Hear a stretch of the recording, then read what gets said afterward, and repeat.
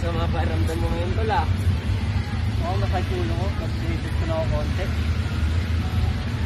Kailan pa ba yan? Ay! Saktong-sakto, may bayad yung ako rito. Try mo inumin. Now, let's talk about the information about medicine and health. Nilalagnat ka ba? Inuubo? Sinisipon? O nahihilo? Ito lang ang sagot dyan. Ang BioFlu.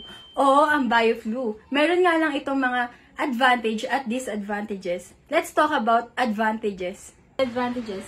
Nakakabawas ito ng abnormal na pagtulo ng sipon. Pangalawa, maglalaman din to ng anti-allergy na nakakatulong para magpahinto ng mga sipon, ubo, at kung ano-ano pang sakit. At huli, ang BioFlu rin ay nakakatanggal ng sakit ng katawan at hilo, pati na rin ng lagnat. May mga advantages, meron din naman syempreng disadvantages. Una dyan, may chance ang umangat o bumaba ang isang blood pressure.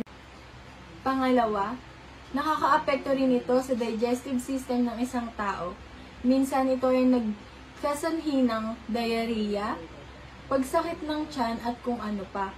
Pangatlo at ang pinakamalalang epekto ng maling paggamit ng gamot ay maaaring mag-skip ang heartbeat o tuluyan itong huminto. Ang mga bagay na ito ay mararamdaman mo lang naman kung ikaw ay magkakaroon ng pagkakamali sa gamit ng gamot. Unilab yan.